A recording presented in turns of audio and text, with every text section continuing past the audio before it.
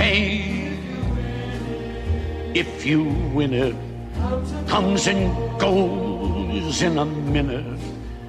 Where's the real stuff in life to cling to? Long. Hello, everyone, and welcome to the Boomer Pod podcast, where we interview movie and TV celebrities.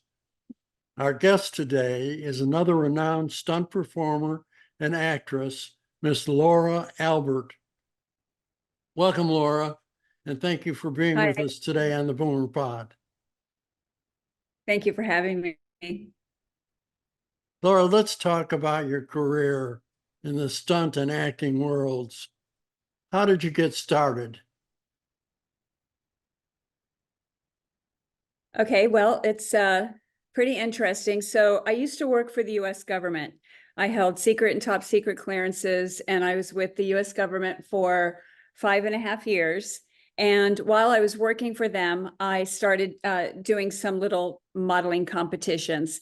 And in one of the modeling competitions, I won, I placed third place, and I won 5 free acting lessons. So I ended up leaving working for the government think tank, and I moved to Australia. And in Australia, I became a runway model. And when I got kicked out of Australia because I overstayed my visa, when I came back to America, I thought, okay, I'm going to take these 5 free acting lessons. And if, it doesn't kind of pan out, then I'm going to return back to Australia. So I ended up taking those 5 free lessons and transitioned from the modeling into the acting. Then on one of the movies I was doing, I had a girl doubling me. Her name was Sherry Tash. And I was so intrigued by the stunt world and the action, and I wanted to be an action actress, but my managers never saw me that way. They saw me as the more TNA type person. But I wanted her job. I didn't want my job. I wanted her job. So I ended up becoming Red Sonja at Universal Studios and I started training one hop kendo kung fu. And so now I'm doing action. I'm Red Sonja in the show. I'm doing a lot of action. And a friend of mine said to me one day, why don't you come and train with us stunt people? We train every week. Why don't you come train? Maybe you can enter acting through a back door, because I got tired of hearing my agent saying, well, it's really slow right now. So I did that. And once I started to taste the stunt world and the training, I was hooked. So one day, a friend of mine who was a director, Jack Lucarelli, he said, listen, my best friend is one of the biggest second unit directors in the world. And when he comes back in town, why don't you come meet him? And I said, okay, that'd be great. 2 weeks later, he called me. He said, get to my office now. Billy's here. So I go in and I meet Billy Burton, who is a legend. And when he met me, he said, listen, I'm going to tell you this, girl, you need to make a decision. You either need to give acting 100% or the stunts 100%, but you need to make a decision.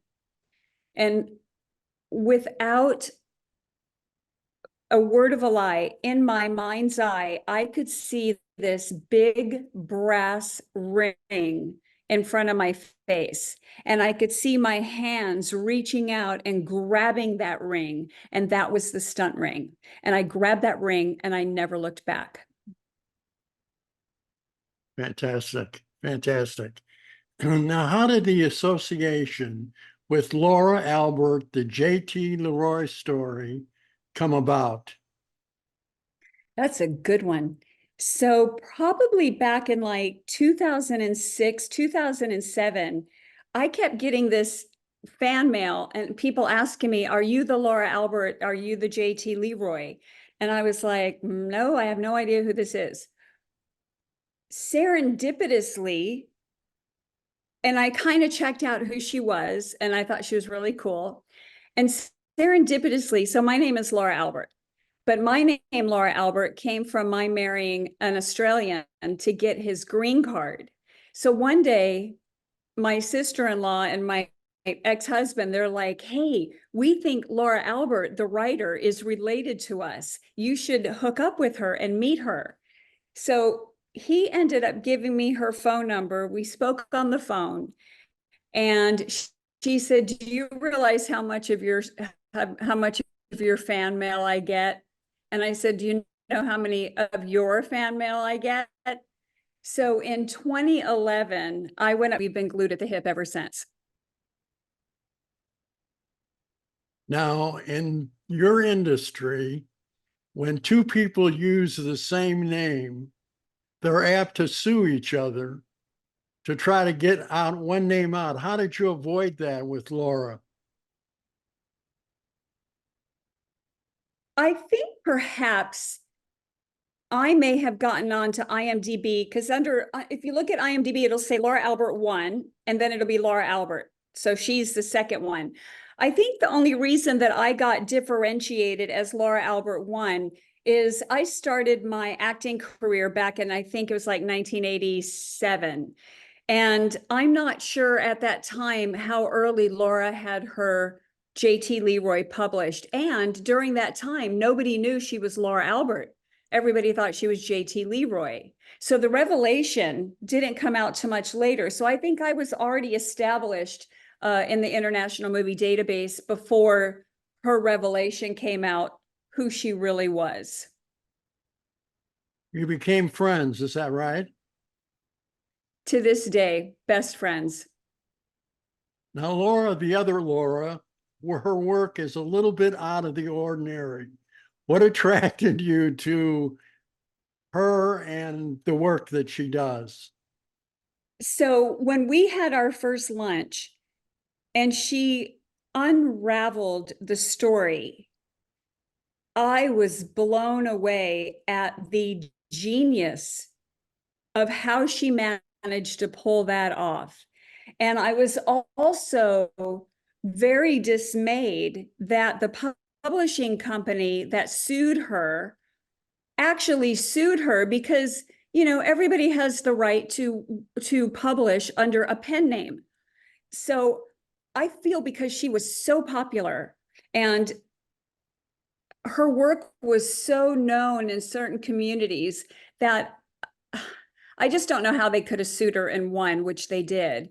But to be the person behind the person and then to hire a person to be your front man and get away with it for so long, and that charade that you have to carry out is genius.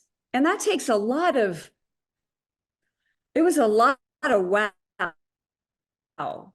And her story about the reason she hid behind J.T. Leroy is because, you know, her weight. She weighed 300 pounds and she was embarrassed and felt shame and didn't want to be seen. She wanted to be heard in her work, but she didn't want to be seen.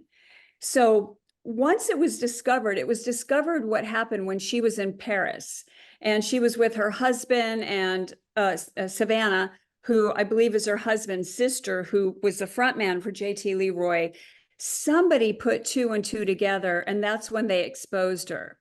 And when they exposed her, that's when she ended up getting the bariatric surgery and losing all the weight and just being the freaking glamorous person. I know she was as glamorous then as she is now, but she's such an enigma and she's so charismatic and she is so brilliant. I mean, she's suffered a lot. She's come through a lot. And to come through it and be on top. And I had said to her back in 2011, I said, Laura, this needs to be a movie. Like this needs to be a movie. So when the J.T. Leroy story came out, I was so proud of her. Like it was great. And just, I mean, how she touched people and celebrities and stars from all around the world is just insane. What a very interesting story. Tell us about some of your movies. How about Nightcrawler 2014 with Jake Gyllenhaal and Rene Russo? Great film, great film. So Mike Smith was the second unit director, stunt coordinator on that film. He's my best friend. So he brought me on that project to work on that. And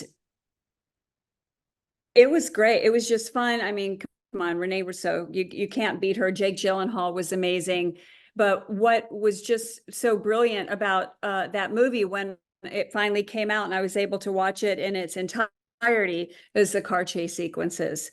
Those car chase sequences were amazing. And I'm not being biased because Mike's my best friend. I just thought they were brilliant. And I thought the movie was brilliant. And I don't think that it got the attention that it deserved. And how about one of my favorites, Batman Begins, 2005, with the famed Christian Bale and Katie Holmes. Yeah, another great thing. And another one, we filmed that in Chicago. And I'm born and raised, well, pretty much born and raised in Chicago. That was another fun, super exciting project. Again, I did driving on that one as well. Again, the car chase sequences were, highlight and key. A phenomenal cast and a privilege to work with all of them. Yeah, that was great. Well, we have something in common. I'm from Chicago as well. Right Where on. are you from in the city? I was born on the north side in Frank Cuneo Hospital, and then I lived in the south side of Chicago down by Marquette Park. Oh, that's great. That's great. Now, how about Pirates of the Caribbean? The Curse of the Black Pearl with Johnny Depp and Keira Knightley. That was a great one. I feel so privileged to be working with people of this caliber and on these caliber of films. And I'll never forget there was one night where it was all a night shoot, and I was kind of sitting down between takes while they were setting up for another shot. And I kind of looked over to this man sitting on a bench, and it was Johnny. And he was just sitting there with his eyes shut, like he was just resting and taking a moment for himself. And just looking over at that and just seeing him, just be, taking that moment was like really nice. But I had met Johnny years and years ago at a party when he was, before he became famous. It's when he was working on 21 Jump Street. And he was as lovely then as he is now. It's really nice to work with really kind people. Now let's go to the exciting movie from 1995, Heat, with Al Pacino, Robert De Niro, and Amy Brenneman. So there we go again, working with amazing people. I mean, I never thought in a million years that I'd ever be on a show with Robert De Niro and Pacino. And are you kidding me? That scene that I was working in was that whole giant shootout scene where we shot for weekends after weekends after weekends of nothing but bullets flying all day long. So, I have to say, we live in a very exciting world and lifestyle, and just to constantly be in the midst of all this fun. It's a privilege. De Niro and Pacino are quite a mix. How did you find them as working with? Amazing. I mean, there are actors that you work with that are so damn charismatic, and they're so professional that you're in awe. You're just in awe of watching them and being in their presence, because they're truly movie stars. They're not just actors, they're movie stars. And yeah, you a lot of respect, mad respect for these people. Now, how about Angelina Jolie, also in 2005 with Mr. and Mrs. Smith, and everybody's buddy, Brad Pitt? that another great film, great project. And when I tell you that Angelina Jolie was the nicest person, she was so down to earth and so genuine that when she smiled at you, you wanted to like go make out with her. Like she was just so the charisma, an enigma. There isn't enough words to describe her grace. She was fabulous. Of course, Brad Pitt is amazing. I got to work up close and personal with both of them. Very kind and, great. Like I can't say enough nice things about either of them. And, there are some actors that I could say not nice things, because they're not nice people, but they were great. Now we go to The Italian Job, 2003, with Mark Wahlberg and Charlize Theron. Did you double Again, for Charlize? wow, I did not. No, that there were two doubles for Charlize in the car driving sequences, and that was Robin Bonacorsi and Susan Perkaiser. Fabulous, fabulous wheel women. But again, Charlize was amazing. The car chase sequences, and that was just wow. You see it. I mean, the choreography of those scenes by Gary Himes was just wicked. You can never forget the cars jumping out of the tunnel. Like that is just the best. So that was also another privilege to work on that film. Now, what did you do in Fast Five in 2011 with Vin Diesel and Jordana Brewster?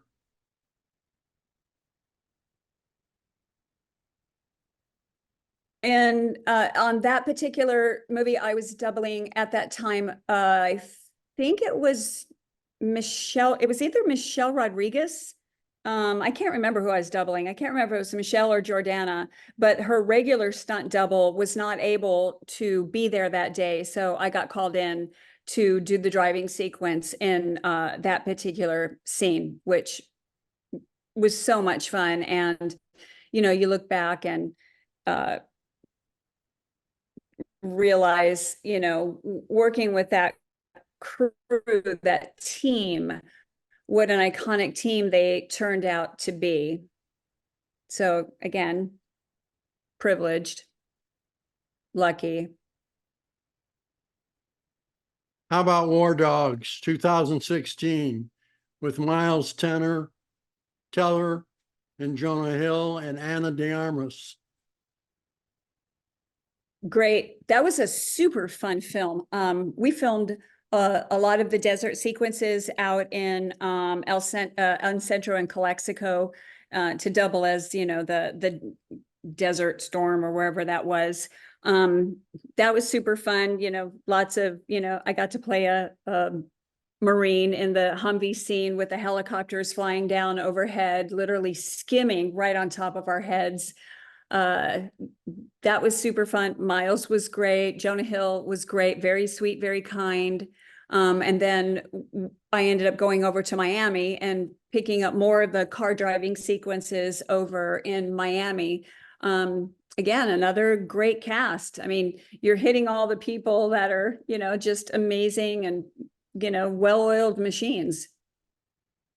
Now, your IMDb says that you're well known, that is, for The Town in 2010 with Ben Affleck and Rebecca Hall. Can you tell me about that? Yeah. So I was really excited to get to work in Boston. My mother's born in Boston and I still have family in Boston. So I was super excited to get to work there. I was on that project from beginning to end, even from pre-production to end. So I was there for the entirety. Getting to film in Red Sox Stadium and working with Ben Affleck and Jeremy Renner, they were great. Ben had a lot on him, you know, starring and directing, like he was constantly under pressure. And I think for the amount of pressure he was under on that, he did a phenomenal job. Jeremy Renner could not have been more sweet, more kind, more gracious to the stunt department. He was just like one of us. The shootout scenes, the driving sequences. I actually also was in the opening of the film when they do the bank robbery. I was behind the scenes as a bank teller when they came in and, you know, started the film and came in and started to rob the bank. But literally, there was almost never a day that I wasn't shooting on that film. That was just phenomenal. Okay, let's change gears a little bit and go to Shameless in 2011 with Emmy Rossum and William H. Macy. So good story. I try to be very cognizant and not be starstruck and try to schmoozy up to the actors because I want to give them their respect. There's only been a couple of actors that I was blown away by that I was like, I just got to talk to them. So I had stunt coordinated some episodes on ER. And from being able to work on ER and then being able to be a stunt coordinator on a few of their episodes, I was asked by the guy who was a stunt coordinator was not able to do that. So the UPM asked, could I be the stunt coordinator on the show? And he's like, yeah. So first of all, getting to be a stunt coordinator on that season, on that show for 2 seasons was such a gift. It was such an honor and a privilege to be able to be a stunt coordinator as a female to begin with. But the first episode, I wasn't sure that I was coming back for the next episode. I was just asked to fill in. I didn't know when I filled in that I would be for the next 2 years on that show. So on that first day when I was there, I didn't know that I was coming back, but I was so starstruck by William H. Macy. Like my little stars in my eyes were just glowing. So I had said to somebody, do you think that he would take a picture with me? And they're like, let's ask him. So someone said, hey, Bill, will you take a picture with her? And he's like, sure, come on over. So that picture is hanging up in my office. And not only did he take one, he probably took like 5 or 6. So he was so gracious and so kind. And then, like I said, being able to coordinate that show for the next 2 years, that cast was amazing. Everybody, wow. I mean, when you have John Wells, you know, from ER, and then he has Shameless and his crew, you know, it was so seamless. He always runs a great show. So anything John Wells does pretty much turns to gold. And I was really happy to see that Shameless had its longevity as long as it did. And yeah, loved them all. Joan Cusack, Emmy Ross, they were all great. You know, being a female, I was grateful that they gave me the respect. I didn't have to really earn it. They gave it to me and they trusted me. And to have that relationship with all of them, it was great. You have an amazing career. What can you tell us about your family? Oh, that's a nice question. I'm not normally asked that. Thank you. My dad is an electrical engineer. He has since passed. And, you know, he worked for NASA in Huntsville, Alabama, and for the Redstone Arsenal, which was really interesting. And then we moved to North Carolina, where he worked for General Electric. And then when he came to California, he was working with the Jet Propulsion Lab, JPL, in Pasadena. And so that's how I ended up in California. And subsequently, my mother and her husband moved from Chicago. And so I ended up with both sets of my parents here in LA, which was really great. I am fortunate enough to still have my mom. She just lives like 20 minutes from me. So, and she's pretty much been a receptionist, now retired her whole life. But throughout my entire career, I always had a very, very supportive family. What have I missed, Laura? Anything else that you'd like to mention or pitch?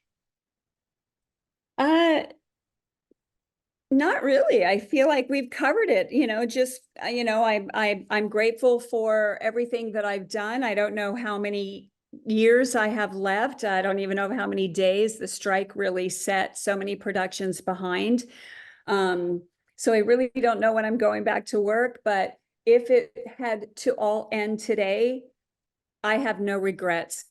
The only thing that I regret that I'm still not working in it, but I feel confident that I have more years ahead of me, and I will ride this wave as far as I can take it. Will you join us again to share any updates in your career? I'd be happy to. Well, be well, my friend, and thank you for such an interesting Thank you. discussion.